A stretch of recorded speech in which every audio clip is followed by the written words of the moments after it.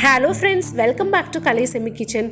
அவல்னாலே எல்லாருக்கும் ரொம்ப பிடிக்கும். அவளை பயன்படுத்தி நிறைய விதமான ரெசிபீஸ்லாம் செய்யலாம்.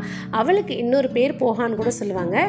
இந்த அவலில் இன்றைக்கி ரொம்பவே ஒரு சிம்பிள் அண்ட் டேஸ்டியான ஸ்வீட் தான் செய்ய போகிறோம். இதை எப்படி செய்கிறதுன்னு பார்ப்போமா? அடுப்பில் ஒரு கடாயை எடுத்து வச்சு லோ ஃப்ளேமில் வச்சுருங்க அடுப்பை. ஒரு கப் அவல் சேர்த்துக்கலாம். இந்த அவலை 2 நிமிஷத்துக்கு ட்ரை ரோஸ்ட் பண்ணிக்கலாம். கலர் லைட்டாக கோல்டன் ப்ரௌன் ஆனால் போதும். ரொம்பலாம் அந்த அவலை பொரிச்சு எடுக்கணும்னு அவசியம் இல்லை. இப்போ பாருங்கள், லைட்டாக கலர் சேஞ்ச் ஆகிடுச்சு, நல்ல மணமும் வந்துருச்சு.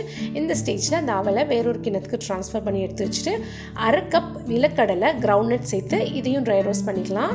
நீங்கள் தோலோடு வாங்கியிருந்தீங்கன்னா அப்படியே ட்ரை ரோஸ்ட் பண்ணுங்கள். ட்ரை ரோஸ்ட் பண்ணதுக்கு அப்புறமா இந்த தோல் எடுக்கிறது ரொம்பவே ஈஸி. நிலக்கடலை நான் கடையிலே தோல் நீக்கின இந்த நிலக்கடலை தான் வாங்கினேன். ஸோ அதனால் எனக்கு ரொம்ப ஈஸியாக இருந்துச்சு. ட்ரை ரோஸ்ட் பண்ணி எடுத்து வச்சுட்டு 1/4 கப் துருண தேங்காவை சேர்த்து ட்ரை ரோஸ்ட் பண்ணிக்கலாம். தேங்காய் எப்போதுமே ஃப்ரெஷ்ஷாக திருவி சேர்த்தா தான் பலகாரம் ரொம்பவே டேஸ்ட்டாக சூப்பராக இருக்கும். ப்ளஸ் ட்ரை ரோஸ்ட் பண்ணுறதுனால அந்த பலகாரம் 2-3 நாள் ஆனாலும் கெட்டு போகாமல் ரொம்பவே நல்லாயிருக்கும். இப்போ தேங்காய் ட்ரை ரோஸ்ட் பண்ணியாச்சு. அதையும் வேற ஒரு கிணத்துக்கு மாற்றி எடுத்து வச்சுட்டு நம்ம ஆல்ரெடி ட்ரை ரோஸ்ட் பண்ணி வச்சுருக்கோம் இல்லையா அவல், அதை மிக்ஸி ஜாரில் சேர்த்து அரைச்சிக்கலாம். நல்லா நைஸாக அரைச்சி எடுத்துக்கலாம். இப்போ அதே மிக்ஸி ஜாரில் நிலக்கடலை ட்ரை ரோஸ்ட் பண்ணி வச்சுருக்கோம் இல்லையா, அதை சேர்த்து பல்ஸ் மோடில் 1 பாதியமாக அரைச்சிக்கலாம். இந்த 1 பாதியமாக இருக்குல்லையா, இது ஒரு 3 ஸ்பூன் தனியாக எடுத்து வச்சுக்கலாம். லாஸ்ட்டில் நமக்கு கோட்டிங்காக வேணும்.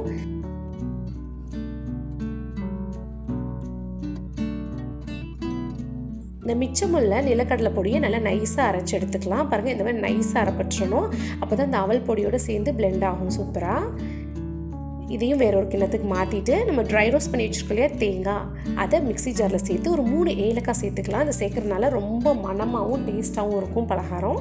இப்போ இந்த தேங்காவையும் அரைச்சி எடுத்து வச்சுட்டு இது எல்லாத்தையும் தனித்தனி கிண்ணத்தில் எடுத்து வச்சுக்கலாம். இப்போ அடுப்பை ஆன் பண்ணிவிட்டு நம்ம இனிப்புக்கு எது வேணாலும் சேர்த்துக்கலாம். நாட்டு சர்க்கரையோ வெல்லமோ இல்லை ஒயிட் சுகரோ நம்ம விருப்பம்தான். நான் இன்றைக்கி வெல்லம் சேர்த்துக்கிறேன். 1 கப் வெல்லத்துக்கு 1 கப் தண்ணி சேர்த்துக்கலாம். சேர்த்து இது நல்லா கரைச்சி விட்டுறணும்.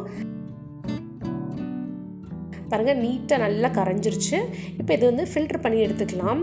எப்போதுமே வெல்லம் எவ்வளோ சுத்தமான நயமான வெல்லமாக வாங்கினாலும் கண்டிப்பாக தூசி இருக்க தான் செய்யும். இந்த மாதிரி நம்ம கரைச்சி ஃபில்டர் பண்ணி எடுத்து வச்சுட்டு அதுக்கப்புறம் இந்த வெள்ளைப்பாக மறுபடியும் கடாயில் சேர்த்து கொஞ்சமாக கொதிக்கிற ஸ்டேஜ் வரும் இல்லையா, அப்போ நம்ம பொடிச்சு வச்சுருக்க இந்த அவல் பொடி அதை சேர்த்து நல்லா மிக்ஸ் பண்ணணும். கைவிடாமல் கிளறணும்.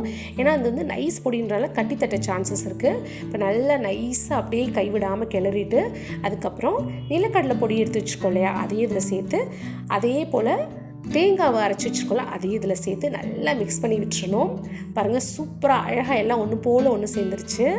இந்த ஸ்டேஜில் நம்ம ஒரு 3 ஸ்பூன் நிலக்கடலை எடுத்து வச்சுருந்தோம் இல்லையா, 1 பாதியமாக பல்ஸ் மோடில் அரைச்சி அதையும் இதில் சேர்த்துக்கலாம். இது எதுக்கு இந்த ப்ராசஸ்னால், இந்த மாதிரி 1 பாதியமாக இருக்க நிலக்கடலை நம்ம சாப்பிடும்போது பல்லில் தென்படும். ரொம்ப டேஸ்ட்டாக சூப்பராக இருக்கும், க்ரன்ச்சியாகவும் இருக்கும் ஸ்வீட்டு.